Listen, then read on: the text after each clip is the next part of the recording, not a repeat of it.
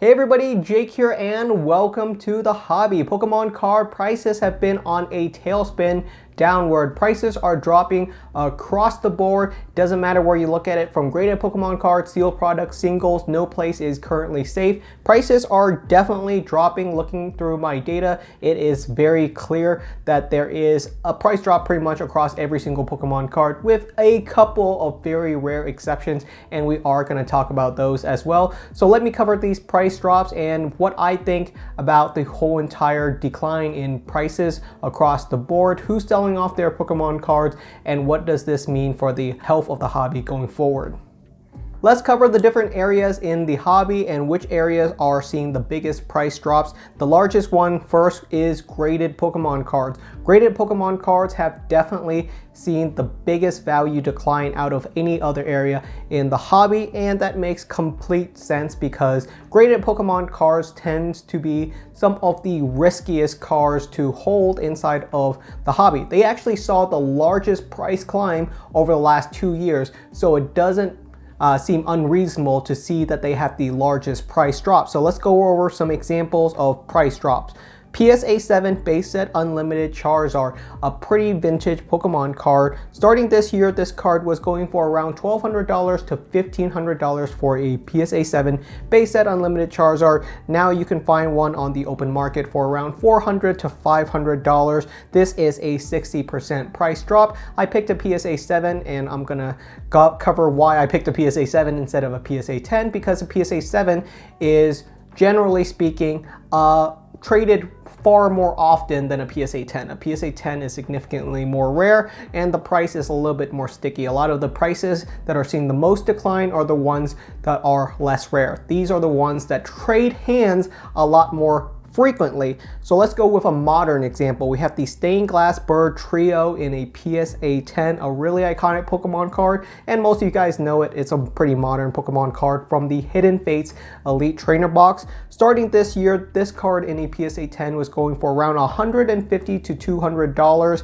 and now it's currently going for around $60 to $80 on the open market. Both the vintage example as well as the modern example, you're seeing around a 60% price drop. That is significant. Prices on a lot of graded Pokemon cards have been slashed in half from where they were at the start of this year to where they are now. Granted, prices are still higher than where they started a year and a half ago or whenever these cards came out. Prices are still higher than where they were previously, but it is a definite drop. It's like going up 5 steps of stairs and falling down 3 or 4. You're still higher than where you were, but it is still a significant drop. Next up, let's talk about some moderate drops. These are sealed Pokemon card products. These tend to be a little bit more sticky. Sealed products don't move up as significantly as graded Pokemon cards, but at the same time, you're much more well protected from price drops. 2 examples, let's go with the first one, a booster box. We have the Burning Shadows booster box. At the start of this year, looking at StockX data, which is publicly available, they were selling them for around $500, and these are now currently going for around $350, which is a 30% price drop. Still very significant, about half the price drop of graded Pokemon cards, but like I said, sealed products tend to be a little bit more safe. They don't go up as quickly, but they do not drop as significantly either. Let's go with an Elite Trainer box next. We have the Generations Elite Trainer box.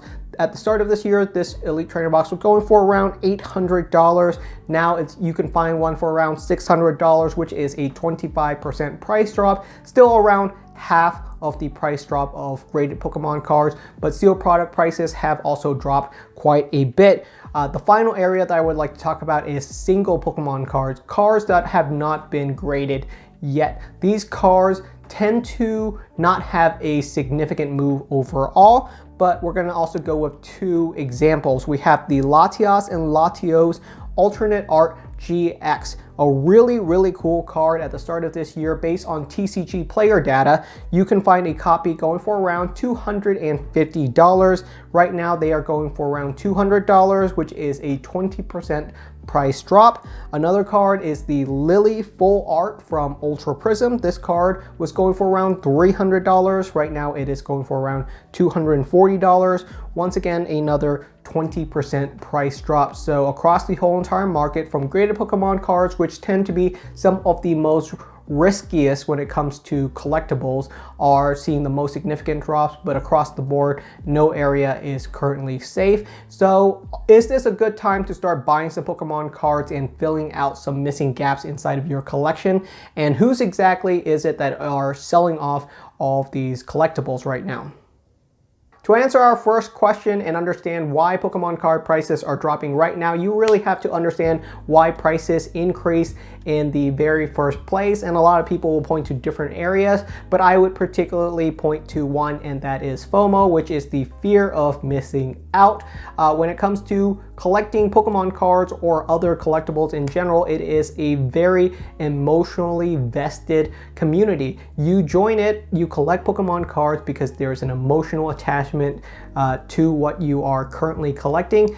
But FOMO is only one side of the coin. The other side of the coin is what I call buyer's remorse. So you have two sides of the exact same coin. Let's talk about the first side, which is FOMO. When it comes to Pokemon card collecting, no one can argue that this year was very hype. There was a ton of new collectors entering into the hobby. Everyone was collecting Pokemon cards. No one wanted to miss out on an opportunity to collect their favorite Pokemon from years past and see the value gains as they hold on to these collectibles for the next 5, 10, 20 years.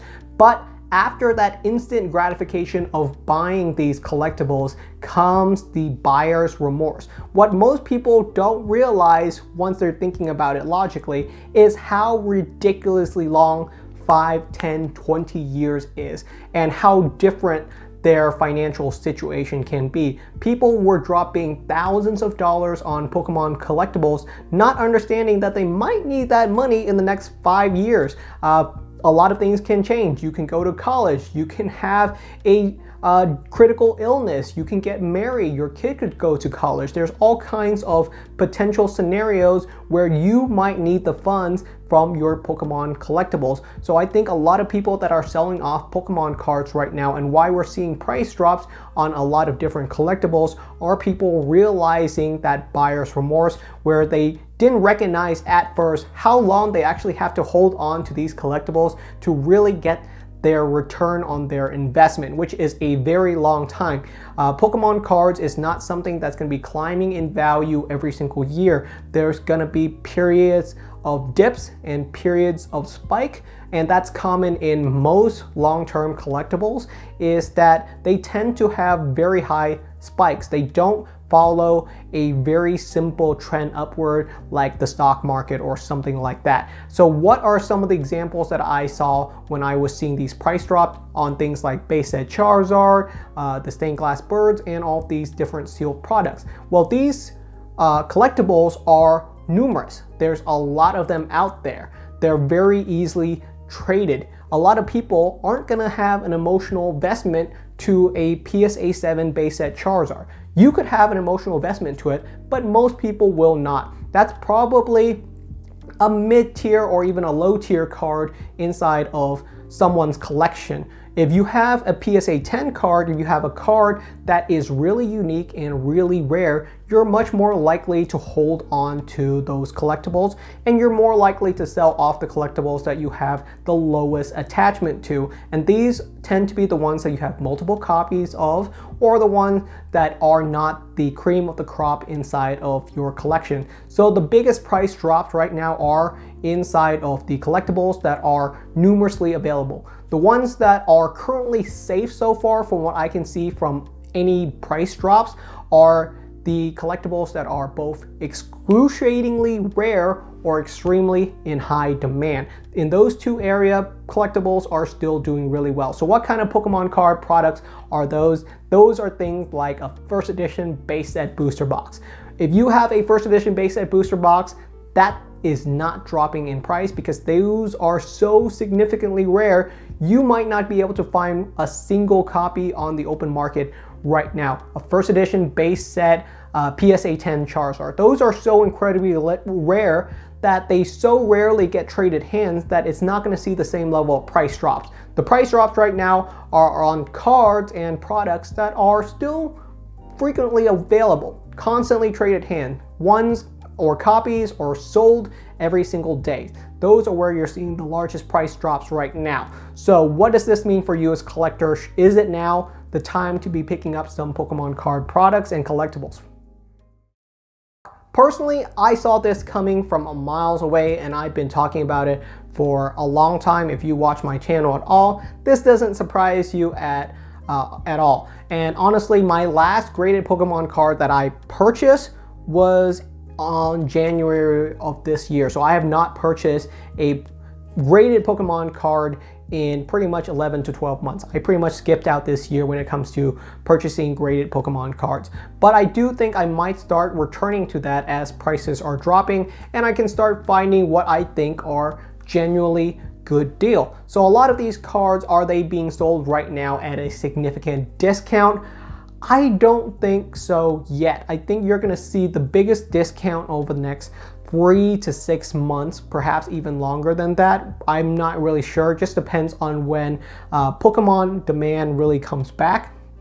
But the cards that are seeing the drops in prices are the cards that are the most readily available. So if you have something really rare inside your collection, if you have a trophy card, if you have something that is one of one copy, if you have something that is really outstanding, I would hold on to it. There's absolutely no reason to even consider selling it. Right now, a lot of the price drops are on, like I said, cards that are readily available and are traded hands multiple times every single day. So if there are cards like that that you are currently wanting to pick up, then now might be a good time. A stained glass bird trio going for $60. I think that's actually a pretty good deal. A copy of PSA 7 base set Charizard, sure, why not? These booster boxes as well, especially the booster boxes, I don't think they're gonna dip much lower than where they're currently at. They might dip a little bit lower, but in general, there's no new supply going onto the market for something like a Burning Shadows booster box or a Generations ETB. So it's really unlikely that these sealed products are going to see the same level of dips as things like graded Pokemon cards, where there's constant new supply as people are grading Pokemon cards and getting their cards back and selling off extra copies or copies that they just simply do not want. So if you're looking to collect any of these products, I think waiting for the next 3 to 6 months, you're gonna see prices continue to drop. I don't see why prices would stay stagnant, but it's gonna be a slow decline. I don't think we're gonna see an absolute crash or massive dips anymore over the next couple of months. You're just gonna see slow trend down. And that's really up to you whether you think it's a good time to purchase or not.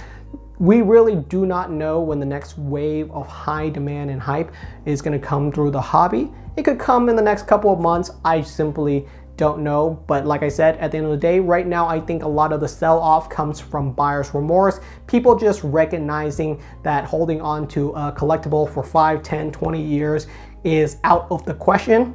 It's a lot longer than people give it credit for. So to the people that have been collecting Pokemon cards for 20 years and have made an absolute fortune, I think kudos to them because they probably deserve it for holding on to something for so long. If you're willing to be that persistent, then I think you deserve the rewards that comes along with it. But I think it's really childish right now to just hold a whole entire closet full of celebration seal products and just expect to turn that somehow into a retirement in 20 years. I don't think that's really going to happen. And I think just having it sit inside the closet for the next 20 years is just more risk than it's really worth. I'm not really particularly worried about this dip right now. I'm actually thinking that it's a great opportunity to pick up some Pokemon card products. So we'll see what I get to pick up over the next couple of months. That's pretty much all I had to say today. Thank you so much for watching, and I will see you guys next time.